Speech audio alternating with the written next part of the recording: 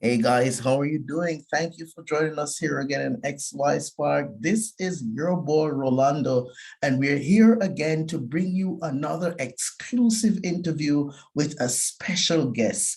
Listen to me, guys. I want to just bring your attention to this one thing. Fasten your seatbelts because today we are going to bring our best game. I'm so excited to introduce to you on our platform today Eric Everhard. Eric is an amazing human being that I've met via Clubhouse, and he's decided, no, Orlando, what have I got to lose? I'll come chat to your crowd. So, Eric, welcome. Please introduce yourselves to the crowd here. Oh, thank you very much. My name is Eric Everhard. I'm an author, men's coach, and professional porn star.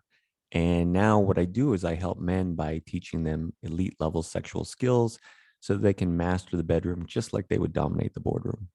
Thank you, Eric. So, guys, listen, if you are seeking to find some solutions, XY Spark is bringing you the highest quality information and expertise that exists around the globe.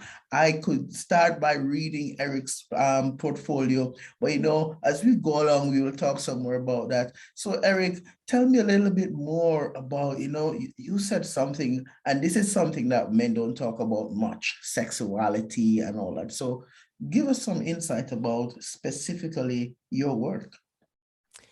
Well, what I do is I work with men on all aspects of sexuality. So, because what I've noticed is with a lot of guys, if we look at sex education and the totality of it, first of all, it's bad. Second, it doesn't address anything that men need to know how to do, should understand how to do.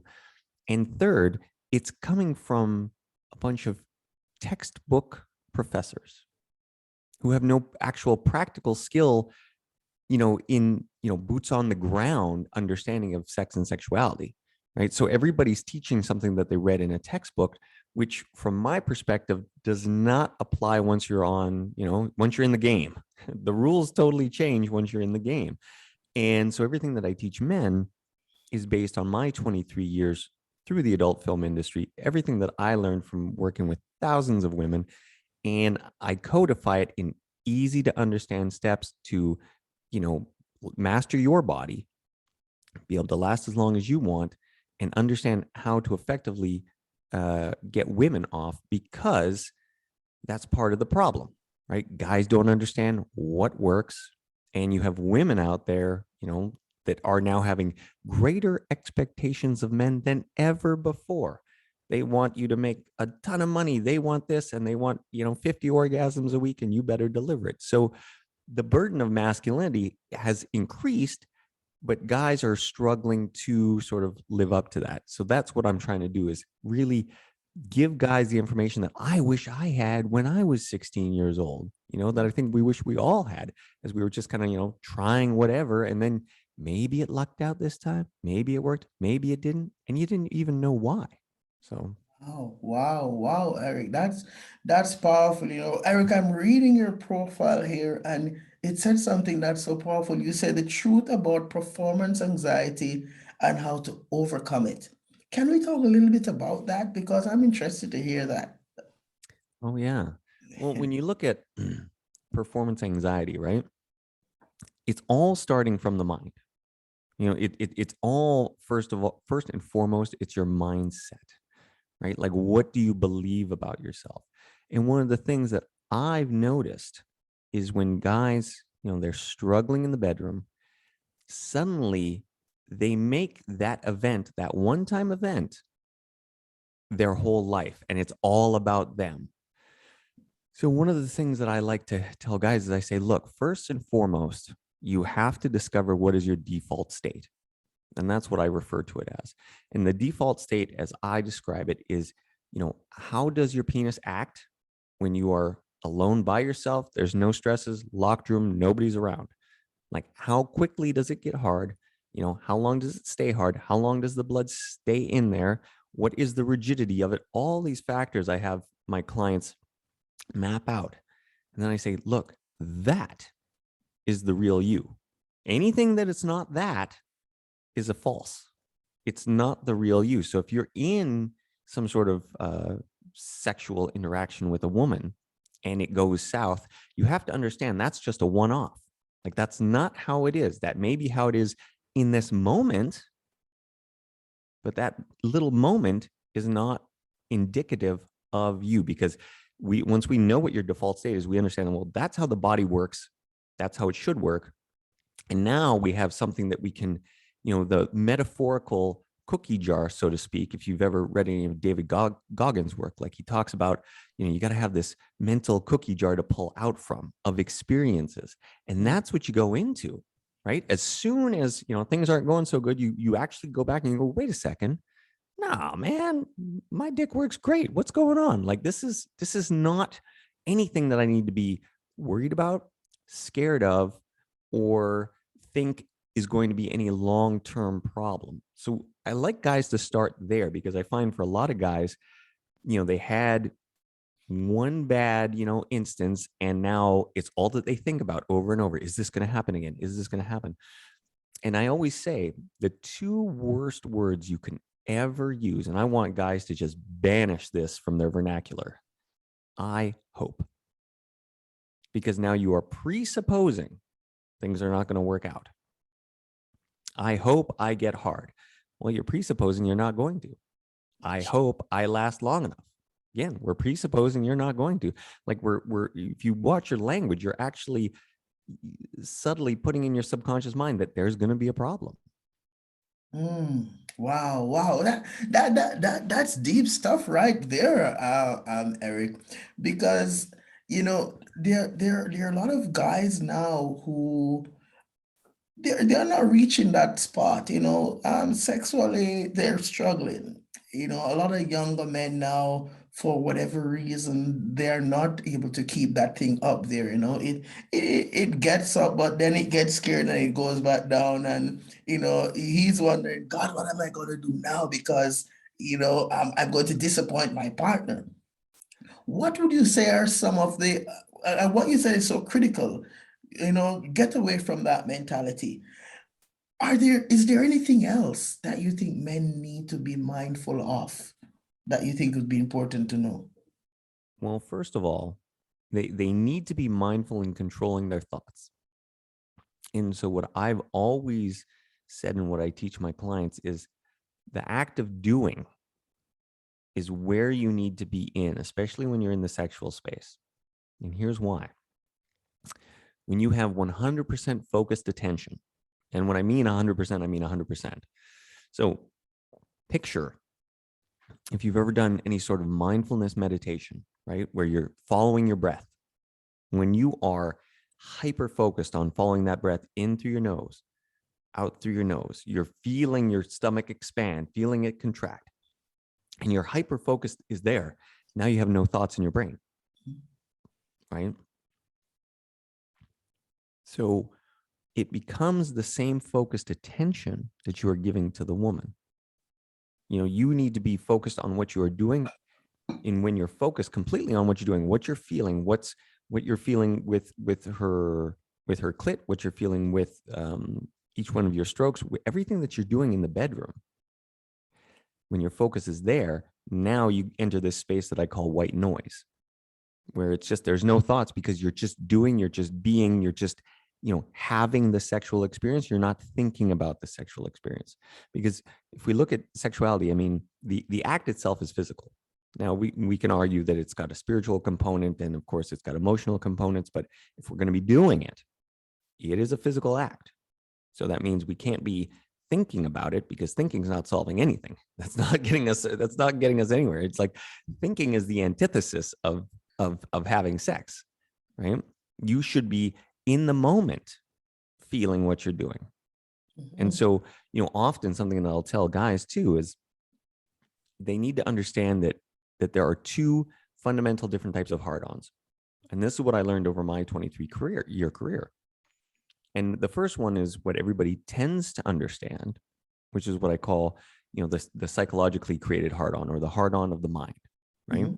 So it's like, here, you're either seeing something or you're interacting with a woman, but not directly sexually, right? So you're kissing her, You're holding her hand, you're looking her in the eyes, you see her get naked, and boom, you have this spontaneous erection that just comes out of nowhere. Mm-hmm.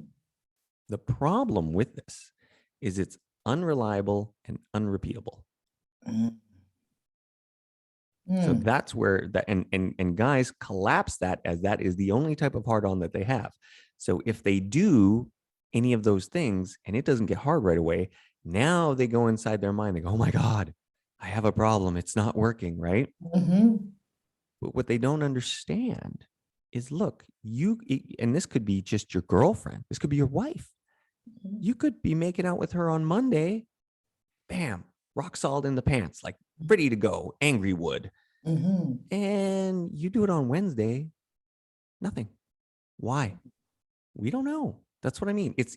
There's no way to say when it comes and when it doesn't. So from my perspective, okay, unrepeatable, unreliable, because we just don't know. Mm-hmm. I've had many times where I'll be making out with my girlfriend and I'll be, I'll have that angry wood that just appears out of nowhere, like God just decided today you are allowed to have an erection for no reason other than just this, right? Mm-hmm. But then, the next day it doesn't happen like that. Mm-hmm. So the second type of hard on is what I call the direct stimulation hard on, right? Or the hard on of physical contact, which means Mm-hmm. there's some sort of actual physical contact happening that is therefore creating your hard on. And that is just based about focused attention on the sensations. Mm-hmm. So what you want to do when you're in some sort of anxiety-ridden space is you want to be able to have access to both pathways. Because on one hand, you can create the hard on by just focusing on the good feeling sensations of yourself. And then on the other hand, if you want to further enhance the probability, and I use this word probability, that the erection of the mind is going to happen, you have to be following your desires in real time as they pop up. Hmm. So that means like, and I'll walk guys through the process. It's like, okay, if right now you feel like the big turn on to you is, I don't know, grabbing her ass, that's what you got to do. If the next turn on is making out with her, that's what you got to do. You have to follow your desires in real time to maintain that coming. Because if you stop, the desires that are coming out of you, now you're going to stop your heart on. Hmm. But Eric, here's an interesting question I want to ask you because there are guys who, in their relationships, they struggle because they have been quote unquote rejected so many times by their partners. They're feeling that urge. They want to get intimate. They make an advance with the girlfriend, and she kind of like, no, not tonight. I'm tired. One of the videos I laugh about on Instagram is the guy who says he has a conversation with his wife and he says, okay, 88 times out of the year, she says, I'm too tired. Another 300 or another 200 times, she says, hey, not again, and so on. So a lot of guys, Eric, they struggle in that space where I've been rejected so many times, but I want to stay faithful to my partner. So how does a guy work through that space? What does he do, man? Well, the first thing that you got to look at is you got to look at, women's dualistic mating strategies. And I don't like to go into a ton of sort of quote unquote red pill stuff because some of it's just angry guys, but some of it is sort of useful. And I have definitely noticed that women's mating strategies do fall along those lines where you have the guys that women want to sleep with, and then you have the guys that women want to partner up with long term because they think this is a long term good provisional strategy. Mm, And they don't always align. And that's sort of the problem. So, mhm, what you need to be doing, like from the perspective of a man, is if we're going to have, continual, genuine desire with the woman, you got to go in there and you got to create it, right? So, you got to create it by, first of all, like, what are you able to do? Like, so first we got to look at skill sets, number one, because I've often talked about this. If you have the ability to get your lady off orgasm after orgasm at will, it does make you sort of a unicorn. And I say mm, that because in my experience, especially with the number of different women that I had been with, and they would tell me all their problems. The competition for most men out there is really soft. Like, it's surprisingly soft. I've done different polls with all the men that I work with, and you probably have anywhere between 60 and 70% of them that either suffer from performance anxiety or premature ejaculation. Mm. So we're talking probably 60 to 70% of the guys that a woman is meeting, she is sexually going to be unsatisfied with. Mm. Right. And part of it is the guys just don't even know how to work on it. Mm-hmm. They've never had any concrete, real steps to start sort of deal with these situations. Mm-hmm. Like, I have some clients right now that I'm taking through my process of overcoming premature ejaculation. Mm-hmm. And they're blown away because, like, nobody's ever given them concrete steps before. It's all just stuff out of a textbook. And it's like, well, just communicate better and just do this. I'm like, man, communication, that's great. That is not stopping you from orgasming. Sorry. Like, we need real practical advice here. And that's what I try and give my guys, because Mm-hmm. look, if I hadn't have solved these issues for myself, I wouldn't have had a career. Mm-hmm. Because trust me, the days when I would go on set and 30 seconds, a minute into a sexual interaction, I have the urge to orgasm. Now I'm looking at the clock. I'm like, all right, I got 59 minutes left. We better figure this out, because if I don't figure it out, I'm not getting paid. Mm-hmm. So it puts a whole nother layer of urgency to solve it. Mm-hmm. So with a lot of guys like that, first, that ability to understand what is going to work with your woman is so key, because this happens a lot. And I actually just finished up a new book that I'm writing solely dedicated to the art of cunnilingus. But you'll have a lot of girls where guys start going down on them. The guys don't know what they're doing, and the girl quickly brings them up and is like, no, just have sex with me. She's doing that because what you're doing isn't working. When you're doing what's working, no woman is just dragging you up. She's like, no, you can stay down there. I'm having a really good time.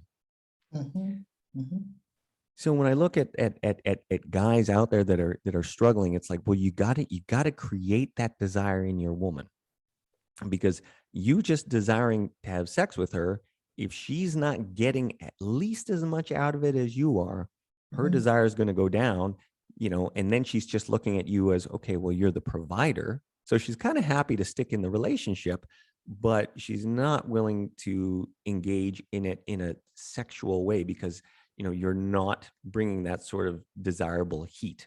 And there's so many different ways that you can create that, right? I mean, some of the big ones is, well, first it's leadership, it's being bold, it's being decisive when you're in the bedroom, right? Because there's always, in a good dynamic that I've found with men and women, there should be a teacher-student sort of dynamic at play, where you are able to teach her something that she doesn't know. And I think in a lot of ways that subconsciously communicates to her that you have experience, that you know what you're doing. It communicates all these different things. So, and women by their very nature, David Data used to talk about this in the Way of the Superior Man, about masculine, feminine polarity.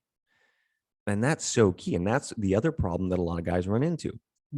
They've lost the polarity over the course of their relationship. If you don't have polarity, you got nothing. Because, if she starts to, be living more masculine and you start to become more feminine, well, now you become androgynous. So you're buddies. Buddies, I don't know about you, Rolando, but if I got buddies, we like to watch football together. We are not having sex together. Okay. And that's what happens. You end up with this whole, instead of Netflix and chill, it's just Netflix. Yes. And that's not good. Yes. So you need to maintain that masculine, feminine polarity, which means, most women, when they're in their feminine polarity, they're submissive in the bedroom. They want you to take the lead. It's like, it's one of those things when you talk to a lot of women, and I've talked to a ton, the one thing that comes up a lot is they always have, very much that 50 shades of gray. It's almost like they have the rape fantasy. Not that they Mhm. want to be raped. I want to be clear with Mhm. that. But Yeah, it's yeah. like they want to be taken by a guy that they love, trust, and then he just, it's like the old romance novels. He held me against the wall and made out with me, and he's Mhm. Mhm. nicely forcing his way on her. Mhm. Right. So there's Mhm. there's a certain nuance to it, but it does exist.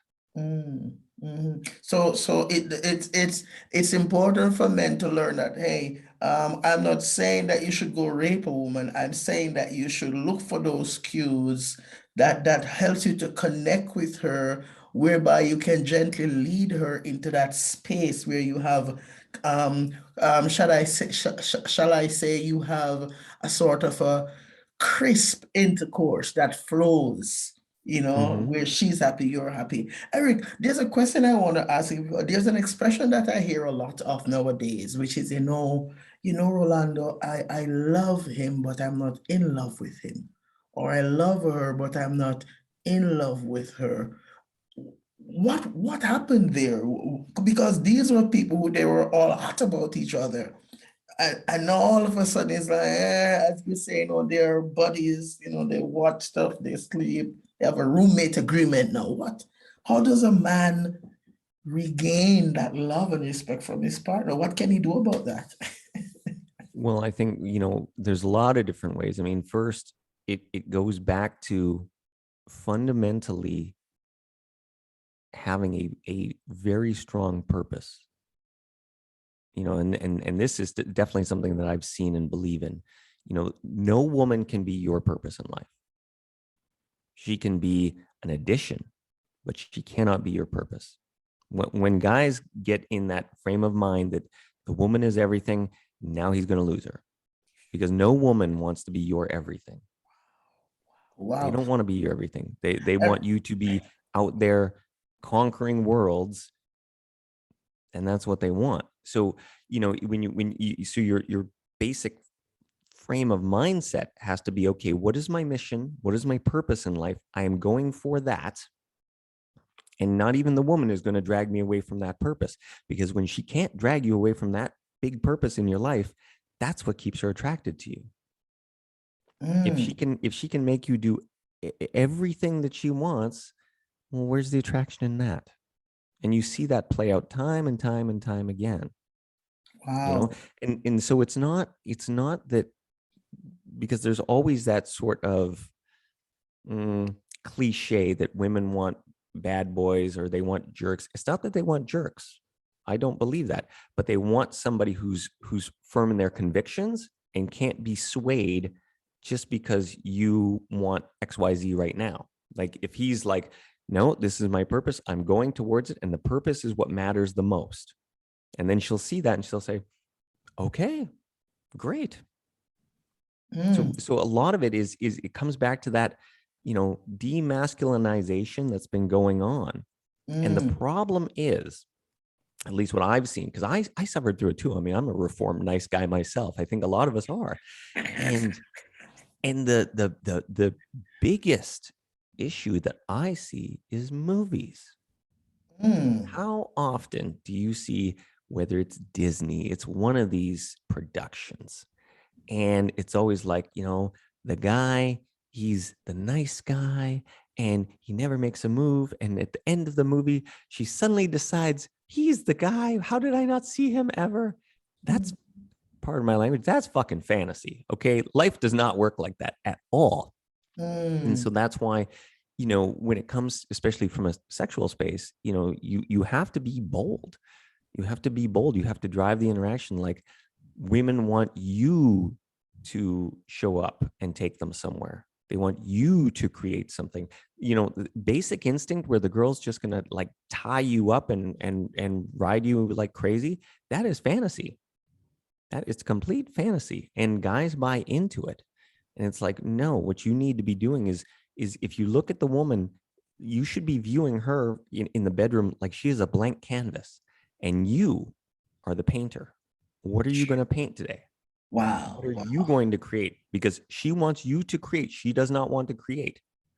Wow, guys. So I hope you're taking notes here. Remember, you're a painter. She's a canvas. She wants you to create, you, both of you together, going to become a work of art. Create something together. Eric, there's one piece that I find is huge now. Now, there are guys, and I'm going to shift it a little bit, Eric, to Mhm, talk about things like drugs and alcohol and sexual performance, mhm. because there are some guys who they struggle with that. They struggle with drug use, they struggle with alcohol use, but still they expect to be high performers in the bedroom. They expect to, not have any premature ejaculations. They expect their minds to be in the game. And if their partners complain, they may get a little bit on the defensive because, hey, what's your problem? How does drug alcohol use help to enhance sexual performance? Does it? What suggestions would you give to guys who are there stuck in that mindset? I've never found it to be an enhancer. I mean, the only benefit that you're ever going to get, and I use the word benefit loosely, Mm-hmm, is, obviously, if you have some people, they've had a bunch of drinks, their inhibitions go down. mm-hmm, So they're just, I wouldn't say they're necessarily even being more truthful versions of themselves, but they're at least getting out of their head and more into their body. But you don't necessarily need alcohol to do that. mm-hmm, That is the only thing that alcohol is going to help with at all, because from perspective, mm-hmm. your performance.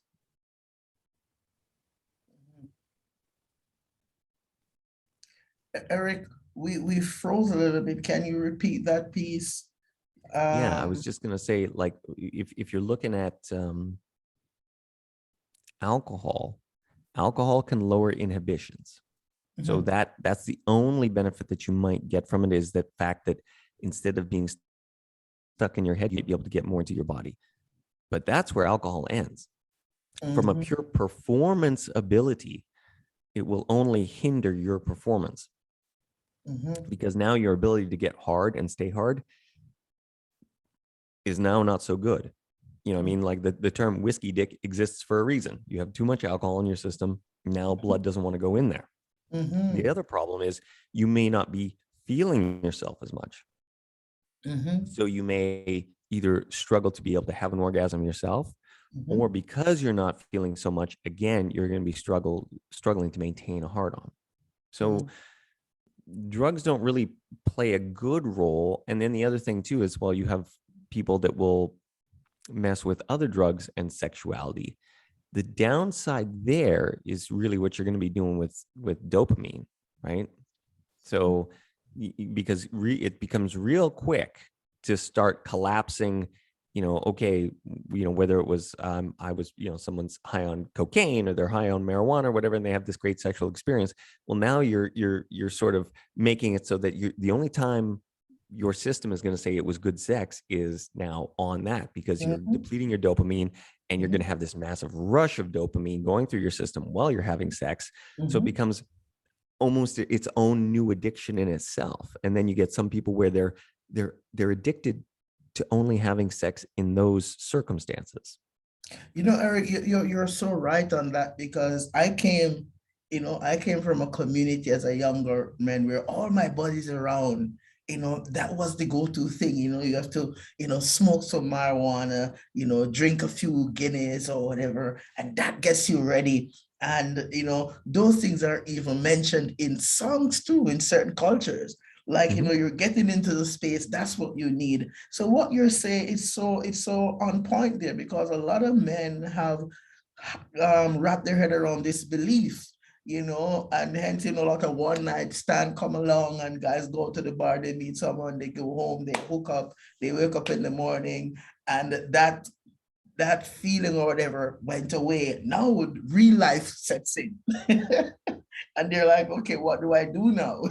So I hear you, man. Well, and I mean, let's be honest too. I mean, the problem when you're doing some of that stuff too, and I mean, hey, I've been guilty of it, right? Just like we can go to a bar, we drink a bunch, and little Sally over there, she looks pretty hot when we've had, six or Yeah, seven beers. But when you yeah. wake up in the morning, you're like, God, I would never have done this if I if I hadn't have had that much to drink, right? Yeah. So your own, sort of thought processes about what you actually like and what you would actually be interested in with, any sort of relationship long term, that gets cloudy once you start adding a bunch of, other substances into the mix, because now you're not thinking clearly. Mhm. Guys, listen, man, I could keep Eric here all day, but I will not. I may invite Eric to come back. But Eric, you know what, man? You've said so many things here. I'm hoping that my listeners on XY Spark, I hope you guys have taken notes. All right. I also want you to, you could go back and play it again and say, okay, I caught that. Okay, that's me. Okay, I won't be doing that anymore. So I hope you're taking notes. But Eric, just before we wrap up, I have two other questions that I want to ask you. Number one is, when it comes to sexuality and masculinity, which book would you say should be a must read that would help men to sort of build their confidence more in the bedroom? Well, obviously my own, first of all. Unleash Yeah. Your Sexual Superpowers, A Porn Star's Guide to Sexual Mastery. Okay, what's the name Um, of it, Eric? Let's write it down because I'm going to be putting that up.